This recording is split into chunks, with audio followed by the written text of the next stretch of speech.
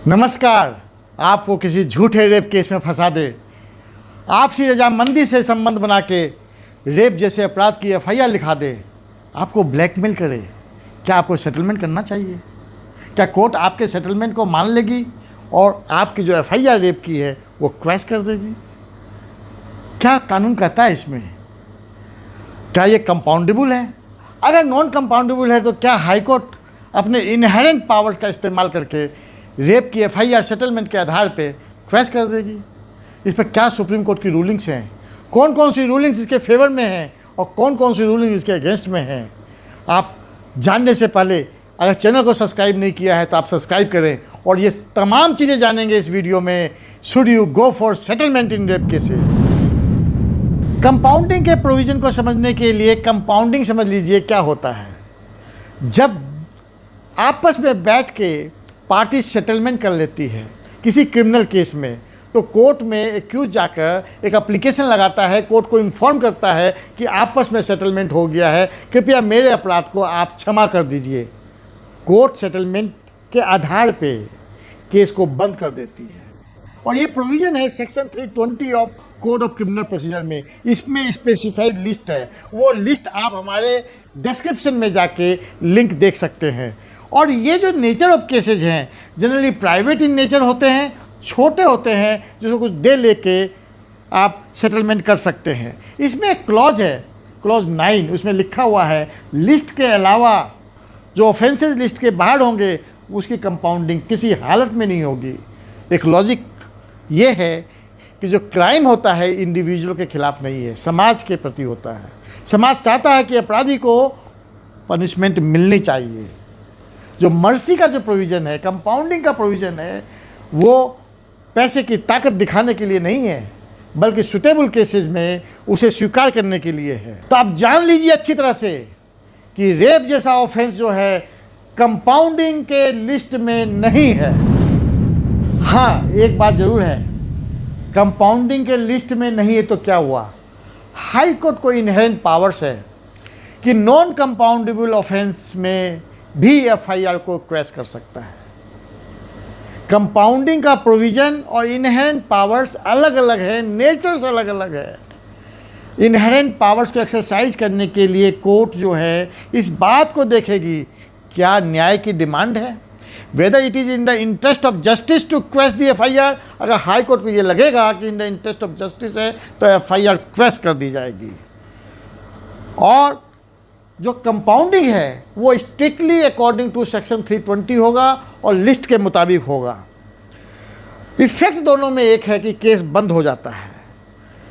तो non compoundable offence में FIR quash कर सकता है हाई कोर्ट अपने इनहेरेंट पावर्स को एक्सरसाइज करके।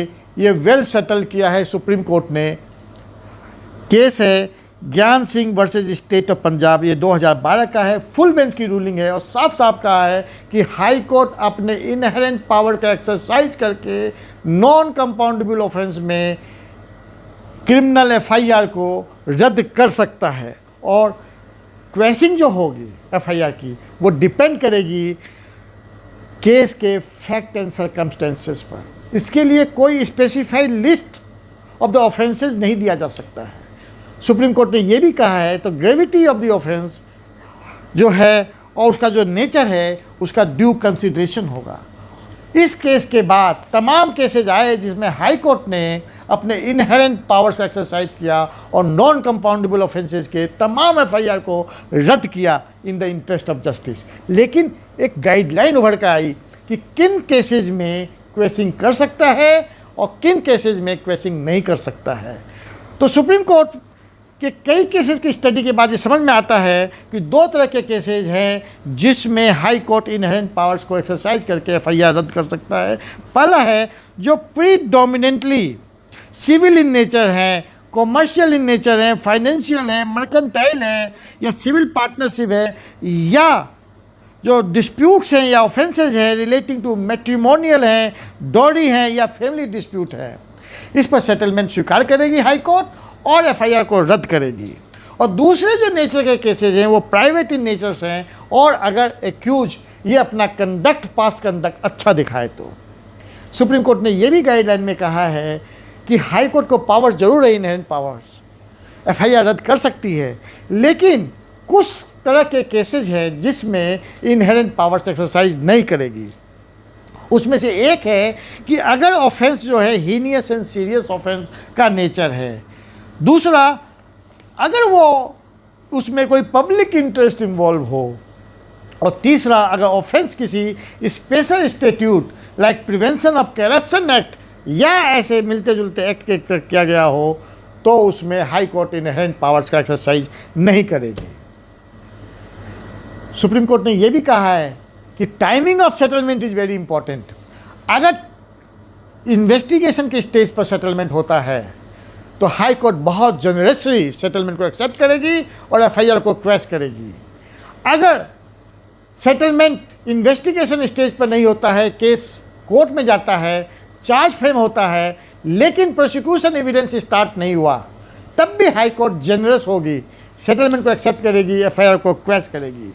लेकिन अगर प्रोसिक्यूशन एविडेंस काफ़ी एडवांस स्टेज चला जाता है और नियर अबाउट कंप्लीशन है या केस आर्गूमेंट स्टेज पर है, तो हाई कोर्ट अपने आप को रिफ्रेन करेगी, क्योंकि कोर्ट इस बात के लिए समझ जल्दी जाएगी कि एक्यूज ने अपराध किया है कि नहीं है। लेकिन अगर सेटलमेंट कन्विक्शन के बाद होता है, कोर्ट के फैसले के बाद होता है, अपील से पहले या अपील के बाद, तो हाई कोर्ट सिर्फ मेयर सेटलमेंट पर एफआईआर क्वेश नहीं करेगी।